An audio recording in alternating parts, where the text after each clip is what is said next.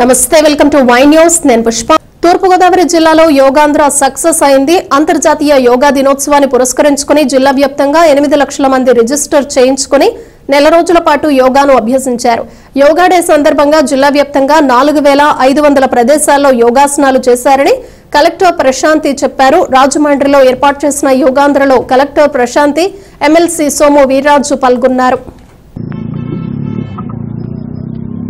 ఈరోజు యోగాంధ్రాలో భాగంగా June 21 international yoga డేని మనం పెద్ద ఎత్తున జరపడం జరిగింది.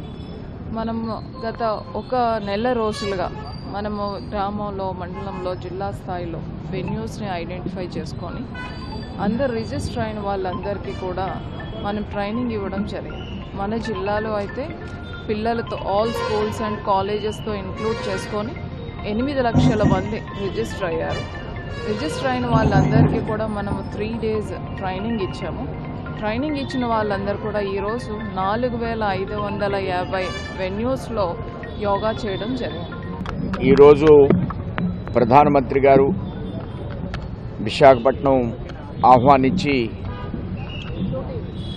ఈ యోగా డేని చాలా పెద్ద ఎత్తున రాష్ట్ర ప్రభుత్వం తీసుకోవడం, ఈరోజు వారు ఈ కార్యక్రమంలో పాల్గొనడం, ముఖ్యమంత్రి గారు దీన్ని ఒక ప్రెస్టీజియస్గా తీసుకుని గ్రామ స్థాయి వరకు యోగాని విస్తరించే విధంగా గత నెల రోజులుగా ప్రభుత్వ యంత్రాంగాన్ని పూర్తిగా ఇందులో ఇన్వాల్వ్ చేయడం, నిమగ్నం అయ్యే విధంగా వారి గట్టి ప్రయత్నం చేశారు. దేశంలోనే అన్ని రాష్ట్రాల కంటే మన రాష్ట్రం చాలా అద్భుతమైనటువంటి ఆర్గనైజేషన్ స్కిల్స్తో అద్భుతంగా ప్రతి స్కూలు, ప్రతి గ్రామం, ఖాళీ ప్రదేశాల్లో ఈ యోగాని చేయించడం అంటే చిన్న విషయం కాదు.